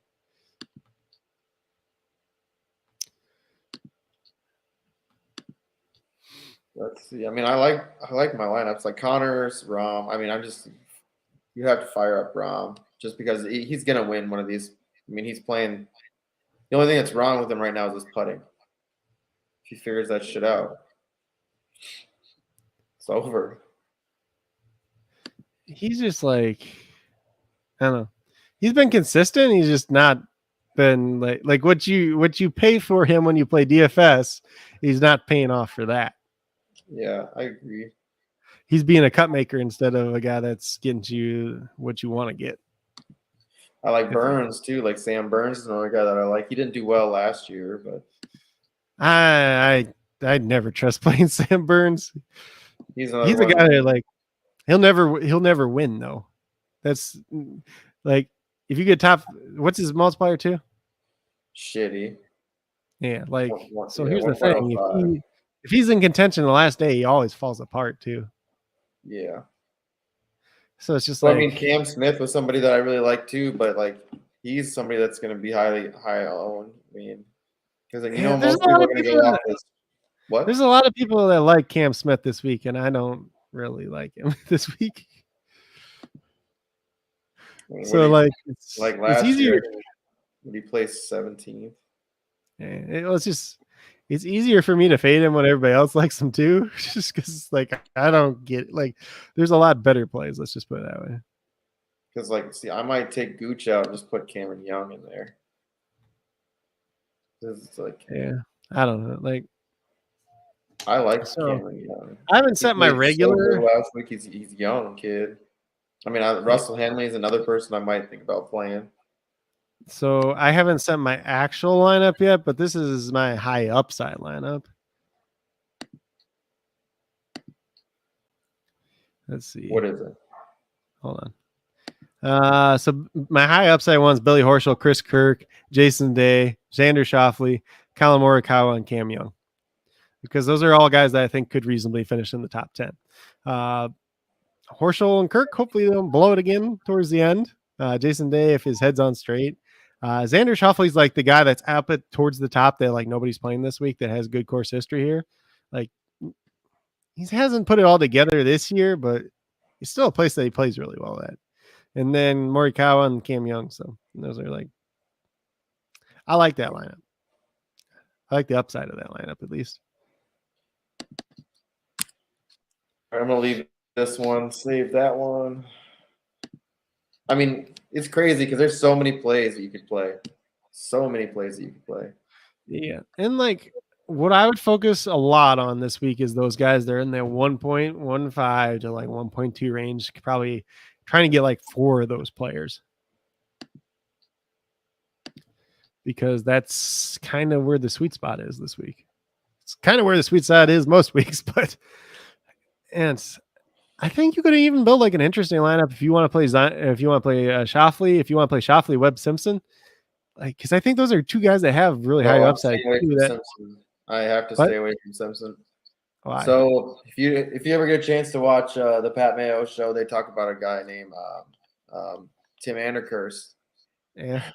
And Tim Andercuss, and this dude like he basically curses people, like it's crazy. No, like, I know you. Okay, so you said this quite a few times, and the one week you said they cursed Billy Horschel, and then he got second. So it must have been one good week. Then I think I told you like he's killed people, like he like talked about them and they like die like the next day. Like, what the fuck? Yeah, what was I listening to? There's one. Last year. I mean, dude, Scheffler. I mean, he's just been so hot recently. I just don't trust him. You can't not. He's so bad. Like he's so inconsistent off the tee, though.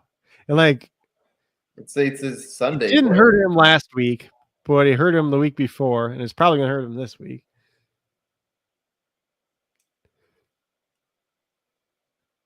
He's been making up for a lot of stuff lately.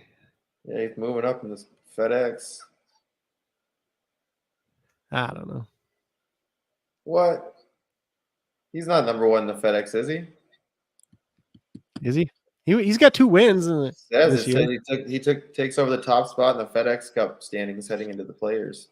Yeah, because it's only this year. If he gets another win, dude, he might be the top player. Not in the world. That's not what I mean. I mean, just like might have the best like resume. Yeah, I mean, you could say the same thing. Like if Morikawa wins this week, he probably has one of the best resumes too because he won last year. Did he win the Masters last year? Is that what he won? No, that was Matsuyama.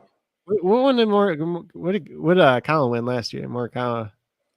He won one of the majors last year. So let's see. I'll look it up. Right here. World Golf Championship Workday Champions at the concession. At the concession. That was right before the Players.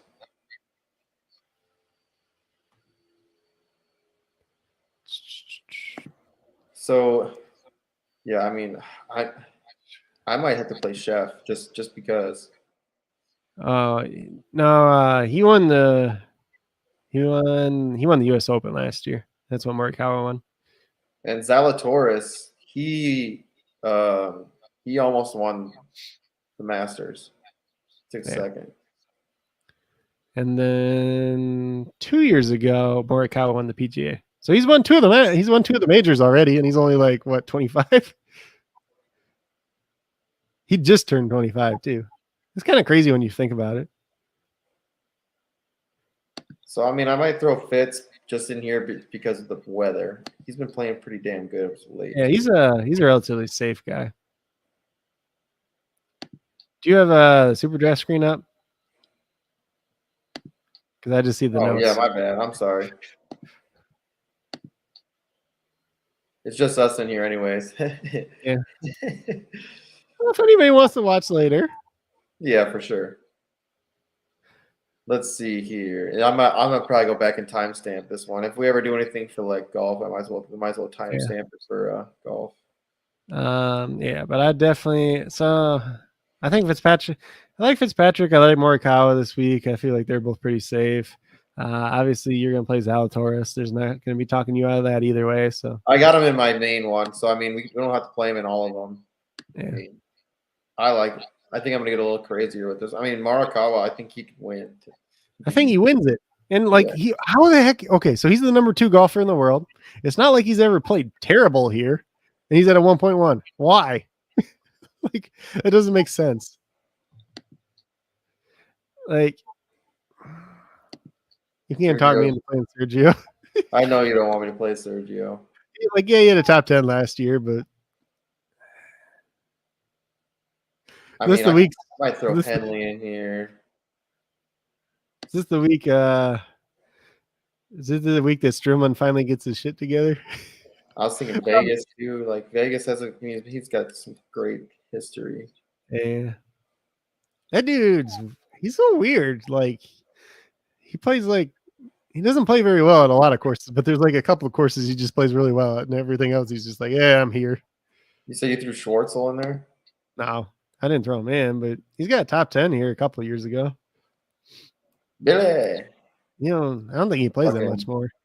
Luke List. Yeah, he's missed a lot of cuts here. Yeah. Who was the other guy they were talking about? Which one? I was trying to think about. There was another guy that they were talking about. It wasn't Luke List, but it's something like that. I'm surprised you don't want to play Fleetwood. Man, he's good here. I know he's good. He's also good last week and the week before. Yeah. But he did okay. Like I hate the one thing I've been hating of Fleetwood as of late is just like day one he goes into like above par. Like just count on it now. That's how we're starting. Yeah, he doesn't want to putt the first day. I'll throw him in. Tommy.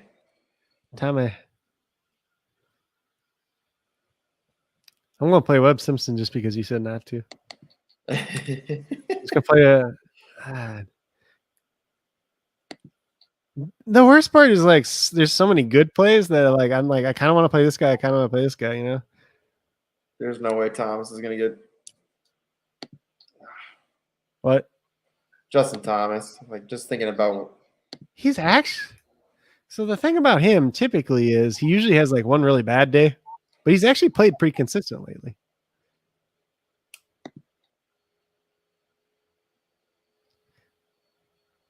But this is a course that's not like the best for his game. Like, yes, he did win last year, but he got kind of like he just happened to play really well here last year. I like Victor too, man. Victor Hovland's been. He's starting to pick it up again. He was really bad at the beginning of the year. Yeah, I mean, I think this is what I'm going to go with. I mean, Shoffley's definitely he's a good play. I mean, he could be a good play this week too. Yeah, I think I might end up doing something with like Shoffley, Webb Simpson, Colin Morikawa, Chris Kirk. I might play Siwoo Kim. Yeah, that might be a good play too. Yeah, I think I might have to get a couple more lineups in here. He started really good at the beginning of the year. See how I do tonight. I was hoping they had a $20 play, but nope. It's the players, dude. They should. I don't understand. When's the Masters? Is that next week? No, it's like a month. It's like the first week of April, I think. They better have like a big game for that. Let's see. I'm going to set mine real quick. Add new lineup.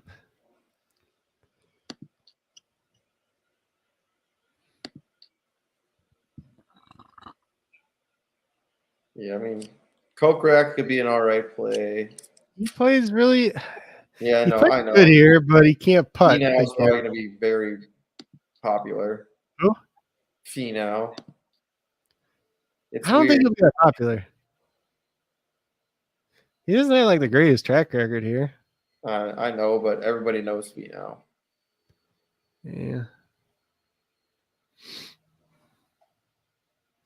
Blue This is season like the should be first. big. It's like the first week I haven't talked about Sanjay. Yeah.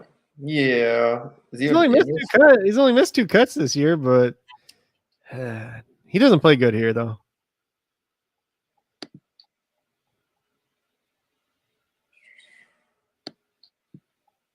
Seventeenth place finish last year.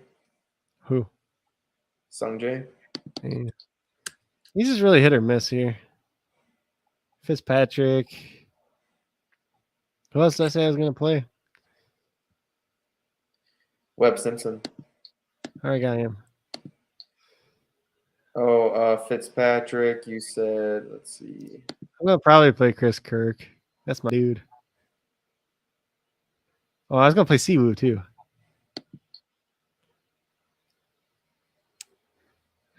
I'm tempted to play Lee Westwood though. Play Lee Westwood in this one, I guess. Because okay, so if you told me that a guy got second place here last year, he's made 4 out of his last 5 cuts, you wouldn't think his multiplier would be 1.35, would you? No. Nope. But that's what Lee Westwood is. So I got Shoffley, Morikawa, Webb Simpson, Matthew Fitzpatrick, Lee Westwood, and Siwoo Kim. Never thought I'd have those 6 guys together. Gotta have kind of, yeah, I like that. Let's see, who else is at the 1.3? Cam, right? Cam Young. Cameron. I'm still happy because I got Jason Day in my like risky lineup. I like Jason Day.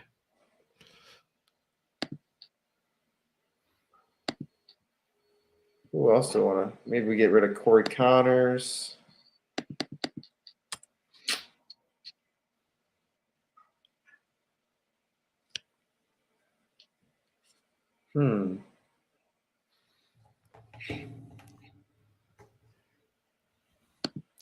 Fitzpatrick. See where you're at. It just sucks because like there's so many. I'm almost tempted just not to play any of the 1x guys this week. Because like, yeah, they could win. Like they're safe plays, but I don't think they win. No, I mean, I can agree 100% with that. Because there's like, always these chances. There could be a chance that all the top guys don't make the cut, or either just make the cut and do terrible. because it's like, okay, so Cantley and Rahm, you can pretty much guarantee Cantley and Rahm are going to make the cut, but like Cantley's probably the 1x guy I'd want this week, just because like he's got so many top 10 finishes in like his last 12 tournaments. He's won like 2 or 3 of them. So like he's the guy that's playing the best. Like Justin Thomas, like yeah, like I said, he won last year here, but I don't know. He's gonna have one of those really bad rounds again because he usually does. Dustin Johnson, like he hasn't played that much. Kind of sucked the last time he was in a real PGA event.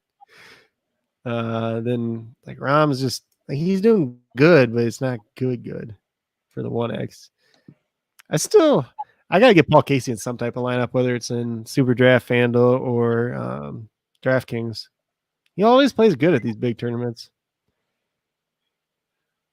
Then I like playing Billy because he's been so close lately. Like Billy and Chris Kirk are they're gonna eventually fall into a win one of these weeks.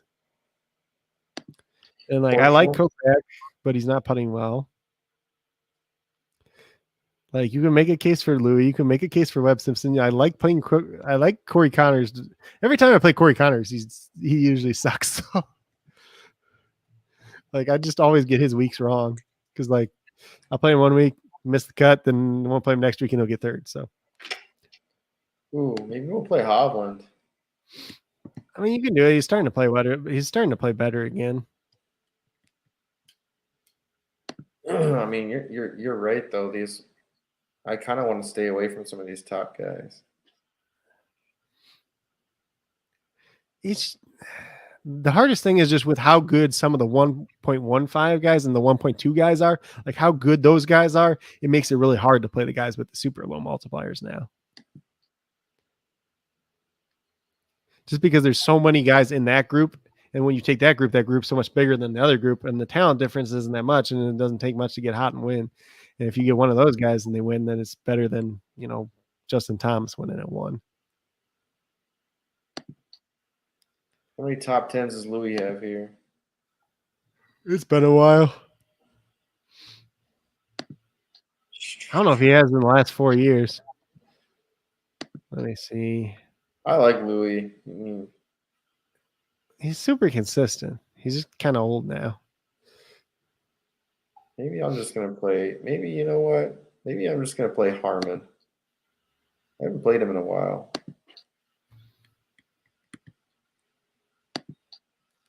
As long as he don't screw up. Well, that's anybody. Well, I mean, like with him, that's just how it's been lately, too. Yeah, I like this one. Westwood and Cam Young, little upside plays. Harmon, Berger. I mean, I know you don't like Berger, but I just, out of all the guys that are at the top, like he's the most risky guy that is way up at the top to miss the cut. That's just my opinion. I'll take it. And like, there's so many other people are playing him too, so it's just like, who's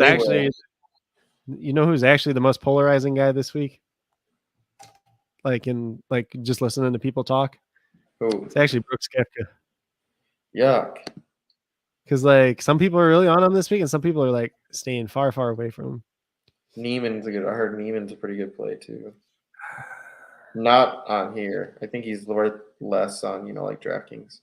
He's just the East Coast courses Neiman doesn't do as well on for whatever reason. But where is he? Who?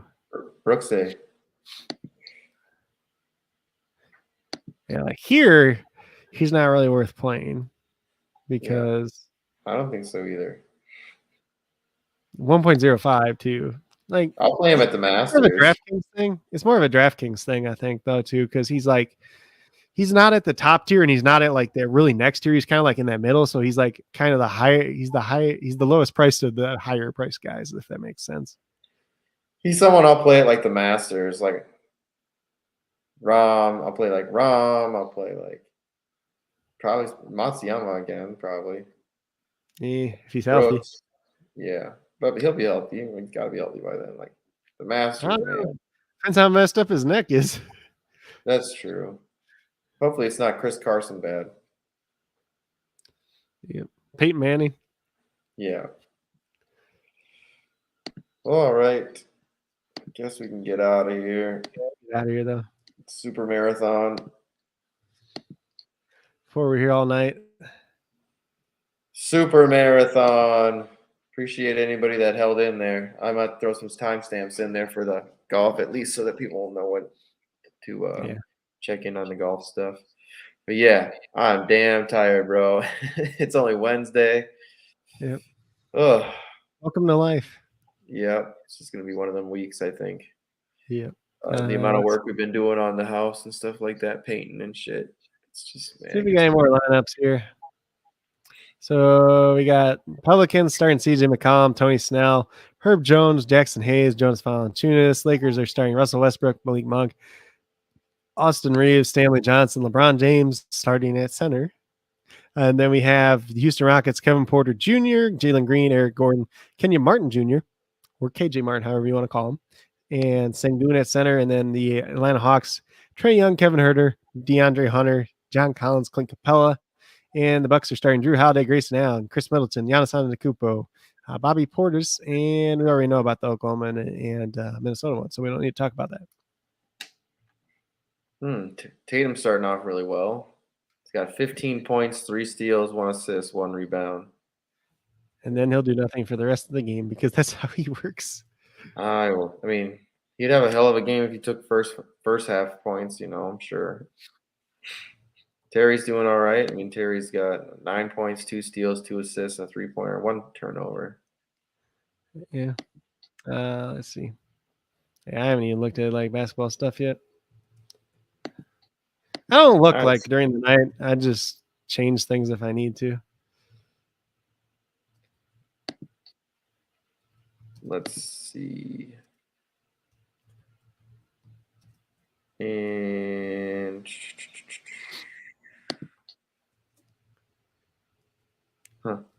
especially on 12 game slates. So I'm like, yeah, screw it. All right, let's get the hell out of here. Yep. Tell them where to find you at, brother. So you can find me on Twitter at Coach Craig Sport. You can find me on YouTube at Coach Craig Sports. You can find me on patreon.com/Coach Craig Sports. You can find me on the Stacks app at Coach Craig Sports as well. All right, and make sure you guys are following on YouTube for sure. I mean, you should already be following anyways. And smash the like button on both of ours. If you can, at least get subbed up on both if you can. And then make sure you're checking out his videos too during the day because he has stuff for DraftKings and FanDuel and updates injuries throughout the day on that video and all that awesome stuff. So make sure you're getting in there and getting all the information you can get. You don't want to leave any money on the table. Nope. And you can find me everywhere: Twitter, Instagram, YouTube, Sleeper. It's Sleeper Bot and SuperDraft, all JC Money Design. Make sure you go follow me everywhere. New things coming soon. We're gonna be in talks this weekend, so we can try to get this film room stuff going. Yeah, I want to get that program we talked about, so we can have some awesome. We want to stand out. Okay, yeah. Because nobody's got that shit. But anyways. We'll be back tomorrow. Talk some more basketball. I think then there's no SuperDraft Pro stuff tomorrow because golf will be going on, so we'll have extra time to talk basketball lineups. And I think on Friday is also basketball, right? Or is it MMA's on Saturday? MMA's on Saturday. Friday is one of those pick 15 ones. Oh, okay. So that should be real quick. We can do that in 5 seconds. Yeah, for sure. And then I think, Saturday should be MMA. But we need to get somebody on here for MMA. You should get your buddy on here for MMA. I'll see if he's free this week or not. And then NASCAR, Andrew will be back. And then maybe you said your other buddy will be on. Then we could actually have a cool debate, like where we talk and go through. Then those two can go back and forth, which will be nice. Yep. So we can just sit here. Yeah.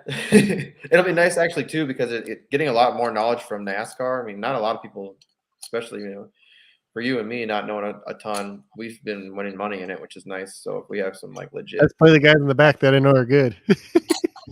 Well, what's crazy is I was trying to explain on our show the other night, or not our show, but for Wendy's little thing that she does, her meeting, they didn't understand, how NASCAR works. So I was trying to explain to them, some cars will get moved to the back because they get penalized and shit like that. And that's something you got to know. And if you don't know that, you can start with negative points. Yeah.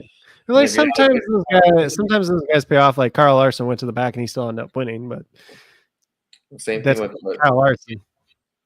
Well, Kyle Busch did the same thing too. I don't think he won, but he got up there. He was in last, and then he but